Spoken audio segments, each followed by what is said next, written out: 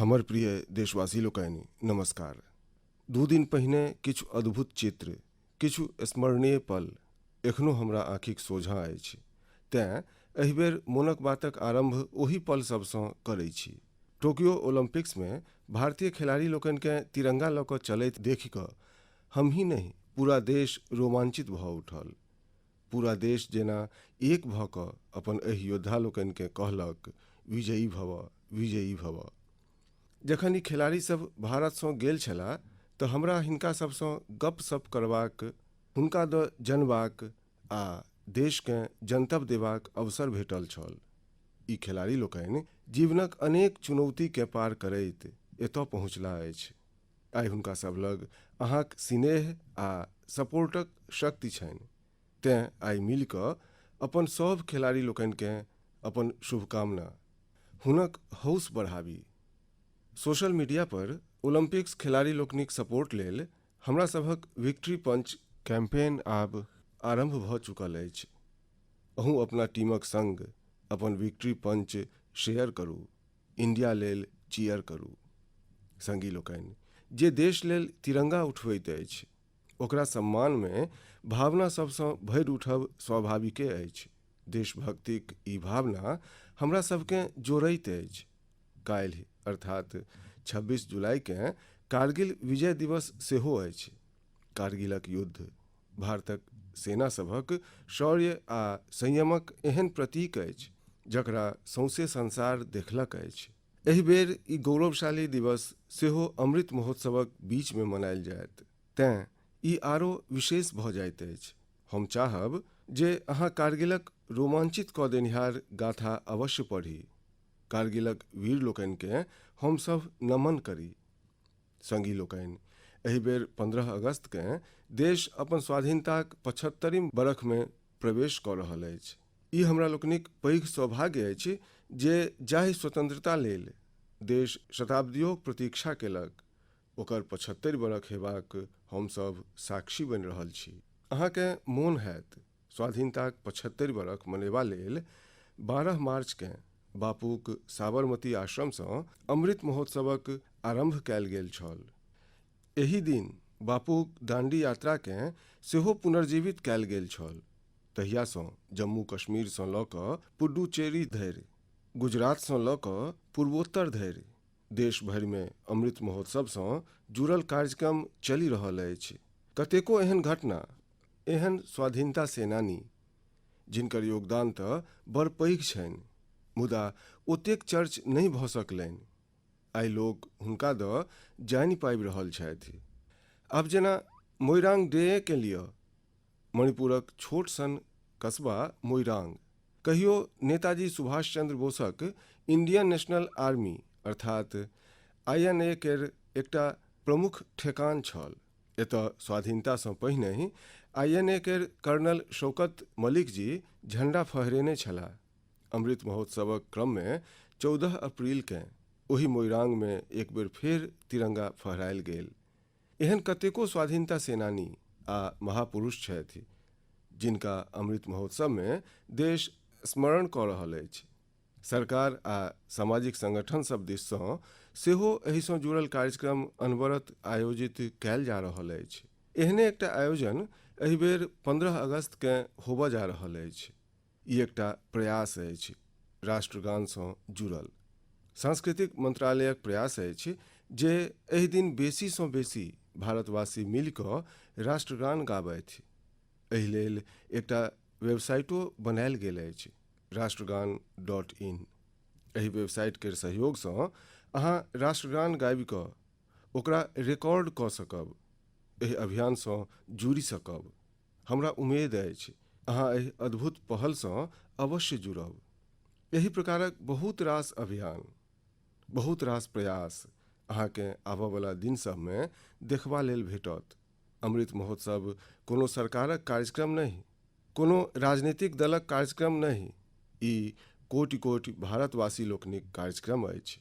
प्रत्येक स्वतंत्र आ कृतज्ञ भारतीय केर अपन स्वतंत्रता सेनानी लोकनिकेँ नमन अछि। आ एहि महोत्सवक मूल भावनाक विस्तार तऽ बड़ विशाल अछि। ई भावना अछि अपन स्वाधीनता सेनानी लोकनिक मार्ग पर चलब, हुनका लोकनिक सपनाक देश बनायब। जेना देशक स्वाधीनताक मतंग लोकनि स्वतंत्रता लेल एकजुट भऽ गेल छलाह, ओहिना हमरा सभकेँ देशक विकास लेल एकजुट हेबाक अछि। हमरा लोकनिकेँ देश लेल जीबाक अछि, देश लेल काज करबाक अछि, आ एहिमे छोट छोट प्रयास सेहो पैघ परिणाम आनि दैत अछि। नित्यक काज धंधा करितो हमरा लोकनि राष्ट्र निर्माण कऽ सकैत छी। जेना वोकल फॉर लोकल, हमरा सभक देशक स्थानीय उद्यमी सब, आर्टिस्ट सब, शिल्पकार लोकनि, बुनकर सबकेँ सपोर्ट करब हमरा सभक सहज स्वभावमे हेबाक चाही। 7 अगस्तकेँ आबयवला नेशनल हैंडलूम डे एकटा एहन अवसर अछि जखन हमरा लोकनि प्रयासपूर्वक सेहो ई काज कऽ सकैत छी। नेशनल हैंडलूम डे केर संग बहुत ऐतिहासिक पृष्ठभूमि जुड़ल अछि। एहि दिन 1905 में स्वदेशी आंदोलनक आरंभ भेल छल। संगी लोकनि, हमरा लोकनिक देशक ग्रामीण आ आदिवासी इलाका सभमे हैंडलूम कमाई केर बड़ पैघ साधन अछि। ई एहन क्षेत्र अछि जाहिसँ लाखों महिला, लाखों बुनकर, लाखों शिल्पी जुड़ल छथि। अहाँक छोट छोट प्रयास बुनकर लोकनिमे एकटा नव उम्मेद जगायत। अहाँ स्वयं किछु ने किछु कीनी आ अपन बात दोसरोकेँ कही। आ जखन हमरा लोकनि स्वाधीनताक 75 बरख मना रहल छी, तखन तऽ एतेक करब हमरा सभक उत्तरदायित्व बनिते अछि। भाई लोकनि, अहाँ देखने हैब बरख 2014 केर बादेसँ मोनक बातमे हमसभ बड़महल खादीक बात करैत छी। ई अहींक प्रयास अछि जे आइ देशमे खादीक बिक्री कतेको गुना बढ़ि गेल अछि। की केओ सोचि सकैत छल जे खादीक कोनो स्टोरसँ एक दिनमे 1 करोड़ टाकासँ बेसीक बिक्री भऽ सकैत अछि?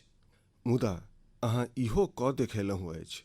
अहाँ जखने कतहु खादीक किछु किनैत छी तऽ एकर लाभ हमरा लोकनिक गरीब बुनकर भाई बहिन लोकनिकेँ होइत छनि।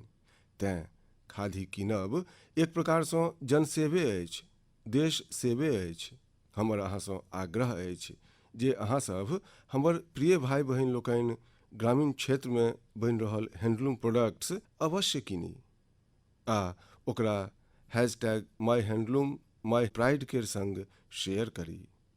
संगी लोकनि, बात जखन स्वाधीनता आंदोलन आ खादीक होय तऽ पूज्य बापूक स्मरण होयब स्वाभाविक अछि। जेना बापूक नेतृत्वमे भारत छोड़ आंदोलन चलल छल, ओहिना आइ प्रत्येक देशवासीकेँ भारत जोड़ू आंदोलनक नेतृत्व करबाक अछि। ई हमरा सभक कर्तव्य अछि जे हम अपन काज एना करी जे विविधता सबसँ हमरा लोकनिक भारतकेँ जोड़बामे सहयोगी होय। तऽ आउ हमरा लोकनि अमृत महोत्सवकेँ ई अमृत संकल्प ली जे देशे हमरा सभक सबसँ पैघ आस्था, सबसँ पैघ प्राथमिकता बनल रहत। नेशन फर्स्ट, ऑलवेज फर्स्ट केर मंत्रक संगहि हमरा सभकेँ आगू बढ़बाक अछि।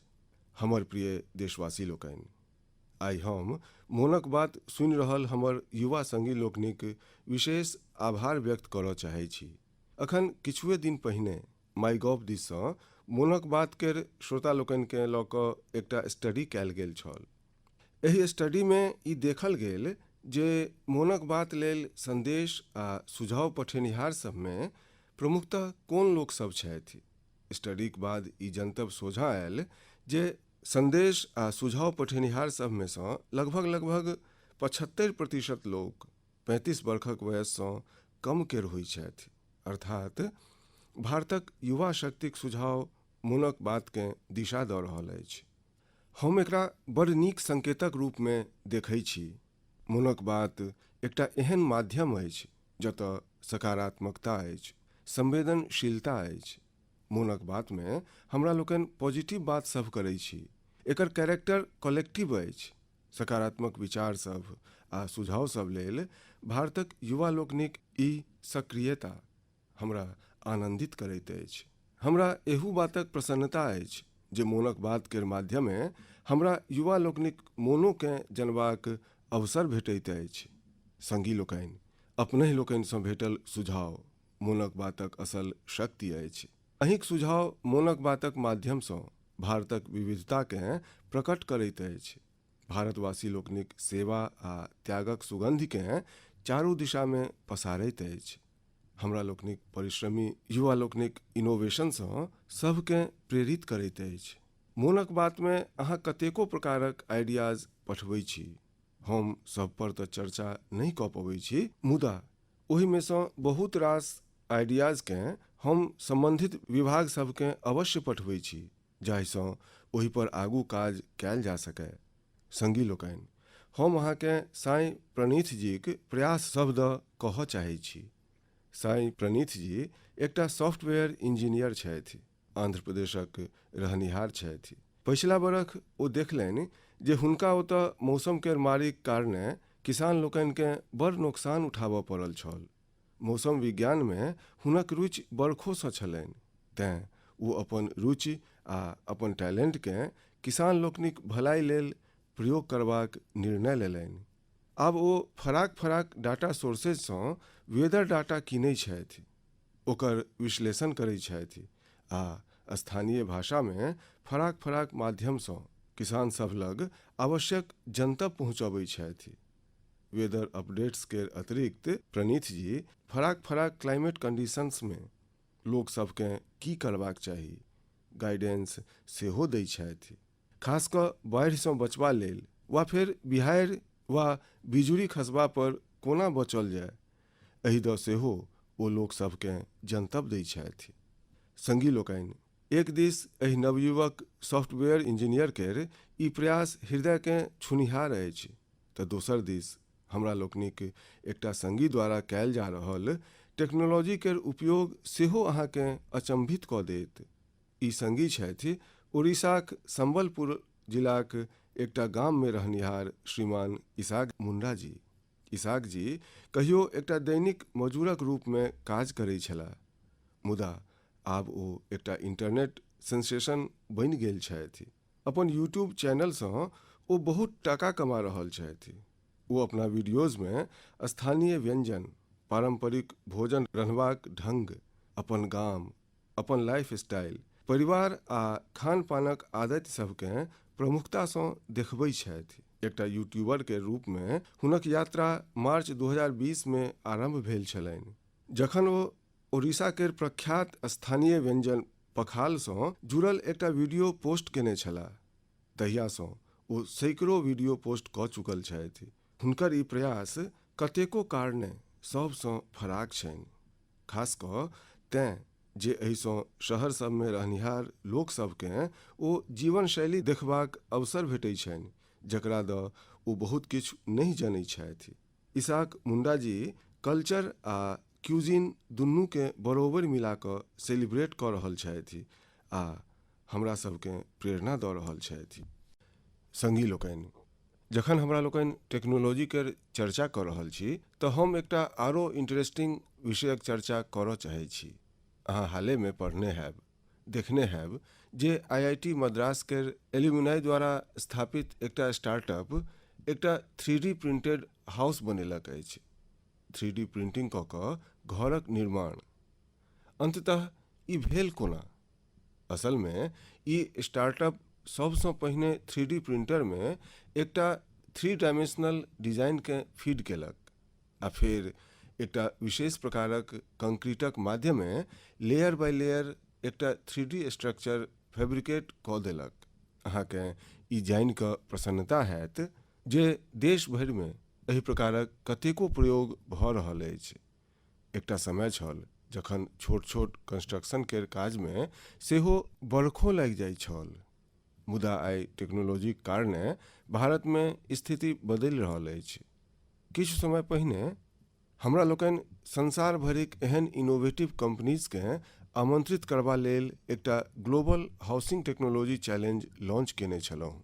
ई देशमे अपना ढंगक फराक प्रकारक अद्भुत प्रयास छल, तेँ हमरा लोकनि एकरा लाइट हाउस प्रोजेक्टक नाम देलहुँ।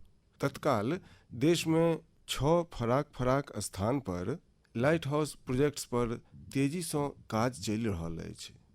एहि लाइट हाउस प्रोजेक्ट्समे मॉडर्न टेक्नोलॉजी आ इनोवेटिव ढंगक प्रयोग कयल जाइत अछि। एहिसँ कंस्ट्रक्शनक टाइम कम भऽ जाइत अछि, संगहि जे घर बनैत अछि ओ बेसी टिकऽवला, कम खर्चवला आ आरामदायक होइत अछि।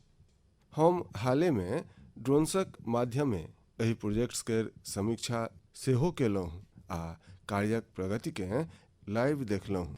इंदौरक प्रोजेक्ट्समे ब्रिक आ मोर्टर वालक स्थान पर prefabricated sandwich panel system केर प्रयोग कयल जा रहल अछि। राजकोटमे लाइट हाउस फ्रेंच टेक्नोलॉजीसँ बनायल जा रहल अछि, जाहिमे टनल केर माध्यमे मोनोलिथिक कंक्रीट कंस्ट्रक्शन टेक्नोलॉजीक प्रयोग भऽ रहल अछि।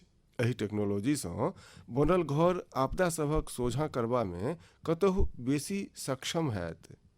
चेन्नईमे अमेरिका आ फिनलैंडक टेक्नोलॉजी प्रीकास्ट कंक्रीट सिस्टम केर उपयोग कयल जा रहल अछि। एहिसँ मकान शीघ्र सेहो बनत आ लागत सेहो कम आयत। रांचीमे जर्मनीक 3D कंस्ट्रक्शन सिस्टम केर प्रयोग कऽ कऽ घर बनायल जायत। एहिमे प्रत्येक कोठलीकेँ फराकसँ बनायल जायत, फेर पूरा स्ट्रक्चरकेँ ओही तरहेँ जोड़ल जायत जेना ब्लॉक ट्वाइसकेँ जोड़ल जाइत अछि। अगरतलामे न्यूजीलैंडक टेक्नोलॉजीक उपयोग कऽ स्टील फ्रेमक संग मकान बनायल जा रहल अछि जे पैघ भूकंपकेँ झेलि सकैत अछि। ओतहि लखनऊमे कनाडाक टेक्नोलॉजीक प्रयोग कयल जा रहल अछि। एहिमे प्लास्टर आ पेंटक आवश्यकता नहीं हैत आ तेजीसँ घर बनेबा लेल पहिनहिसँ तैयार देवाल सभक प्रयोग कयल जायत।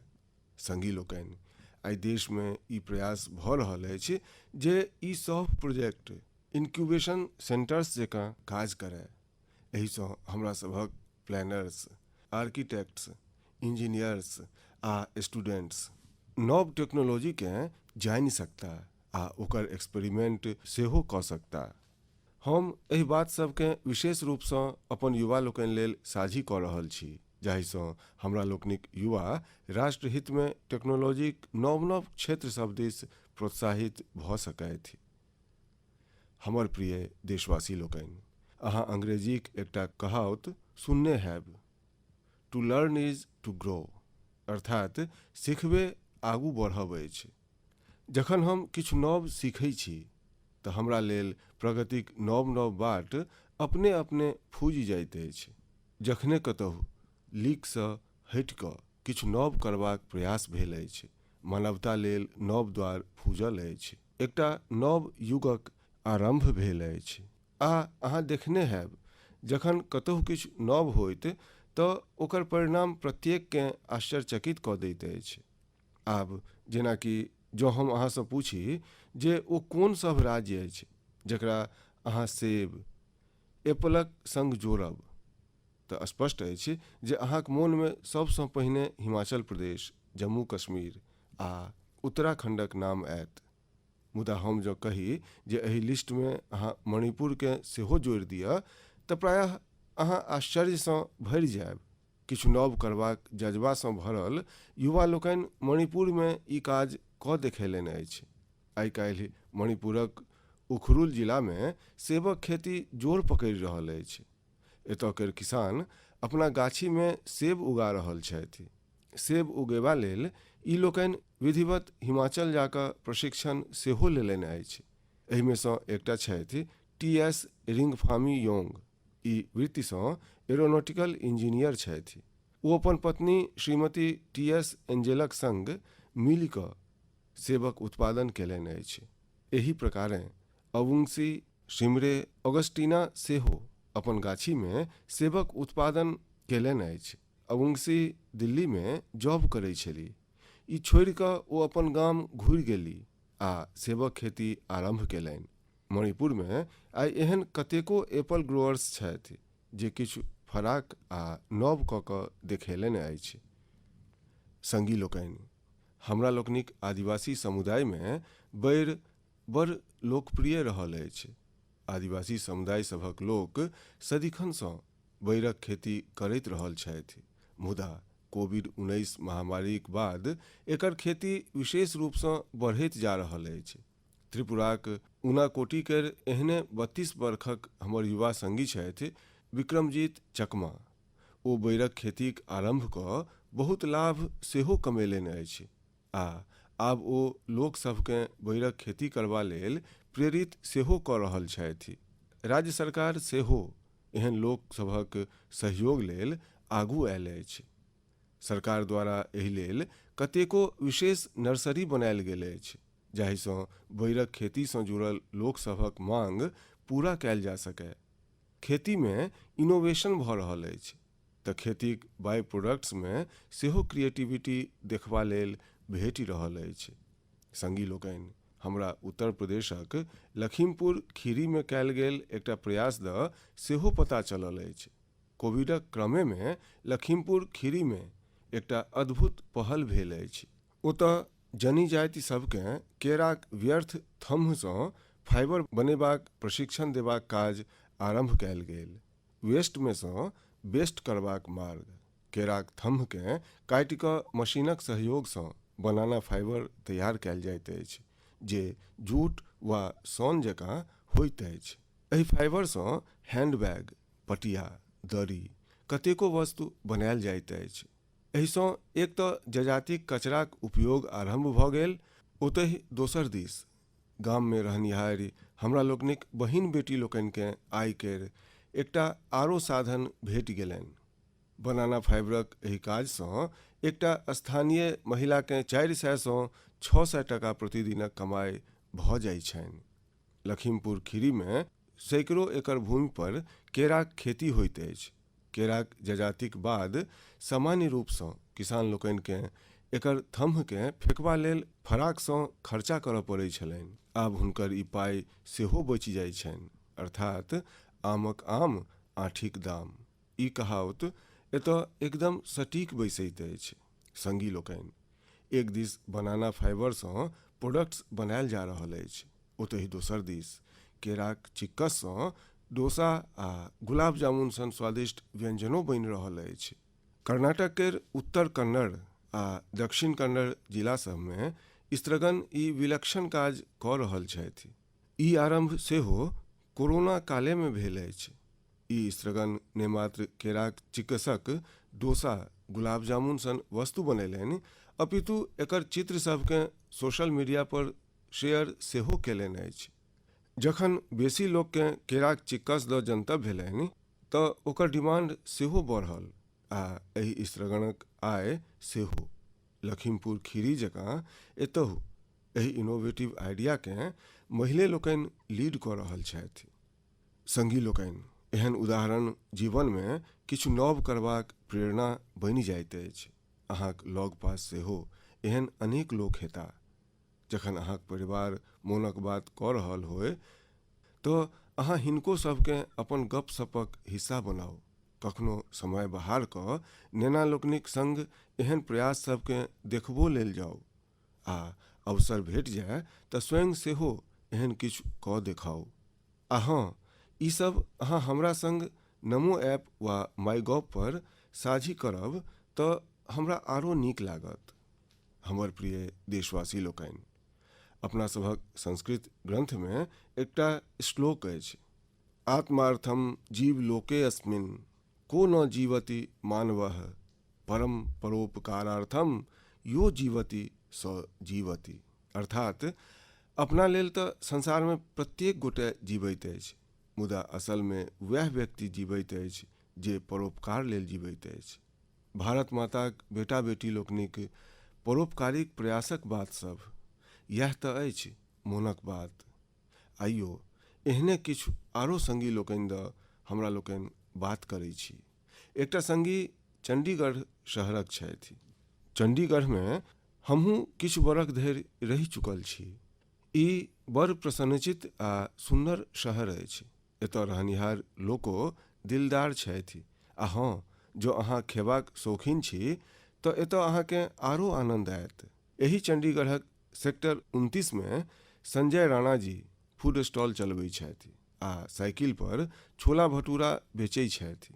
एक दिन हुनकर बेटी रिधिमा आ भतीजी रिया एकटा आइडियाक संग हुनका लग अयलनि। दुनू हुनकासँ कोविड वैक्सीन लगेनिहारकेँ फ्रीमे छोला भटूरा खुएबा लेल कहलनि। ओ एहि लेल खुशी खुशी तैयार भऽ गेलाह। ओ तुरंत ई नीक आ भल प्रयास आरम्भो कऽ देलनि। संजय राणाजीक छोला भटूरा निःशुल्क खेबा लेल अहाँकेँ देखाबऽ पड़त जे अहाँ ओहि दिन वैक्सीन लगबेलहुँ अछि। वैक्सीनक मैसेज देखबैते ओ अहाँकेँ स्वादिष्ट छोला भटूरा दऽ देता। कहै छै समाजक भलाई केर काज लेल पाइसँ बेसी सेवा भाव, कर्तव्य भावक बेसी आवश्यकता होइत अछि। हमर संजय भाई एकरे सही प्रमाणित कऽ रहल छथि। संगी लोकनि, एहने एकटा आरो काजक चर्चा आइ करऽ चाहब। ई काज भऽ रहल अछि तमिलनाडुक नीलगिरीमे। ओतऽ राधिका शास्त्री जी एम्बुरेक्स प्रोजेक्टक आरम्भ केलनि अछि। एहि प्रोजेक्टक उद्देश्य अछि पहाड़ी इलाका सबमे रोगी सबकेँ इलाज लेल सहज ट्रांसपोर्ट उपलब्ध करायब। राधिका कुन्नूरमे एकटा कैफे चलबै छथि। ओ अपन कैफेक संगी सबसँ एम्बुरेक्स लेल फंड जुटेलनि। नीलगिरी पहाड़ी सब पर आइ 6 एम्बुरेक्स सेवारत अछि आ सुदूरक हिस्सा सबमे इमरजेंसीक समय रोगी लोकनिक काज आबि रहल अछि। एम्बुरेक्समे stretcher, oxygen cylinder, first aid box सन कतेको वस्तुक व्यवस्था अछि। संगी लोकनि, संजय जी होथि वा राधिका जी, हिनक उदाहरणसँ जनतब भेटैत अछि जे हम अपन काज, अपन व्यवसाय, नौकरी करैत करैत सेहो सेवाक कार्य कऽ सकैत छी। संगी लोकनि, किछु दिन पहिने एकटा बड़ इंटरेस्टिंग आ बहुते इमोशनल इवेंट भेल, जाहिसँ भारत जॉर्जिया मैत्रीकेँ नव मजगूती भेटल। एहि समारोहमे भारत सेंट क्वीन केटेवान केर होली रेलिक अर्थात हुनक पवित्र स्मृति चिन्ह जॉर्जियाक सरकार आ ओहिठामक जनताकेँ सौंपलक। एहि लेल हमरा लोकनिक विदेश मंत्री स्वयं ओतऽ गेल छलाह। बड़ भावुक वातावरणमे भेल एहि समारोहमे जॉर्जियाक राष्ट्रपति, प्रधानमंत्री, अनेक धर्मगुरु आ पैघ संख्यामे जॉर्जियाक लोक उपस्थित छलाह। एहि कार्यक्रममे भारतक प्रशंसामे जे शब्द कहल गेल ओ बहुते स्मरणीय अछि। ई एकटा समारोह दुनू देशक संगहि गोवा आ जॉर्जियाक बीचक संबंधकेँ आरो प्रगाढ़ कऽ देलक अछि। ई एहि दुआरे किया जे सेंट क्वीन केटेवानक ई पवित्र अवशेष 2005 गोवाक सेंट अगुस्टाइन चर्चसँ भेटल छल। संगी लोकनि, अहाँक मोनमे प्रश्न हैत जे ई सब की अछि, ई कहिया आ कोना भेल? असलमे ई आइसँ 400-500 बरख पहिनेक बात अछि। क्वीन केटेवान जॉर्जियाक राजपरिवारक बेटी छलीह। 10 बरखक कारावासक बाद 1624 ओ बलिदान भऽ गेल छलीह। एकटा प्राचीन पुर्तगाली दस्तावेजक अनुसार सेंट क्वीन केटेवानक अस्थि सभकेँ ओल्ड गोवाक सेंट अगुस्टाइन कॉन्वेंटमे राखल गेल छल। मुदा नम्मा समय धरि ई मानल जाइत रहल जे गोवामे दफनायल गेल हुनक अवशेष 1930 केर भूकंपमे निपत्ता भऽ गेल छल। भारत सरकार आ जॉर्जियाक इतिहासकार लोकनि, रिसर्चर्स, आर्कियोलॉजिस्ट्स आ जॉर्जियन चर्चक दशकोक अथक प्रयास सभक बाद 2005 ओहि पवित्र अवशेष सभकेँ तकबामे सफलता भेटल छल। ई विषय जॉर्जियाक लोक सभ लेल बहुते भावनात्मक अछि। तेँ हुनकर हिस्टोरिकल, रिलीजियस आ स्पिरिचुअल सेंटिमेंट्सकेँ ध्यानमे रखैत भारत सरकार एहि अवशेष सभक एकटा अंश जॉर्जियाक लोक सभकेँ भेंटमे देबाक निर्णय लेलक। भारत आ जॉर्जियाक साझी इतिहासक एहि विलक्षण पक्षकेँ संजोगने रखबाक लेल हम आइ गोवाक लोक सभकेँ हृदयसँ धन्यवाद देबऽ चाहब। गोवा कतेको महान आध्यात्मिक धरोहरक भूमि रहल अछि। सेंट अगुस्टाइन चर्च यूनेस्कोक world heritage site churches and convents of Goa केर एकटा हिस्सा अछि। हमर प्रिय देशवासी लोकनि, जॉर्जियासँ आब हम अहाँके सोझे सिंगापुर लऽ कऽ चलै छी, जतऽ एहि मासक आरंभमे एकटा आरो गौरवशाली अवसर सोझाँ आयल। सिंगापुरक प्रधानमंत्री आ हमर मित्र ली सेन लुंग हाले में रिनोवेट कयल गेल सिलाट रोड गुरुद्वाराक उद्घाटन कयलनि। ओ पारंपरिक सिख पगड़ी सेहो पहिरने छलाह। ई गुरुद्वारा लगभग 100 बरख पहिने बनल छल आ एतय भाई महाराज सिंह के समर्पित एकटा स्मारक सेहो अछि। भाई महाराज सिंह जी भारतक स्वतंत्रता लेल लड़ाई लड़ने छलाह आ ई पल स्वाधीनताक 75 बरख मना रहल छी तखन आरो बेसी प्रेरक बनि जाइत अछि। दू देशक बीच पीपुल टू पीपुल कॉन्टैक्ट, ओकरा मजबूती एहने बात सब, एहने प्रयास सबसँ भेटैत अछि।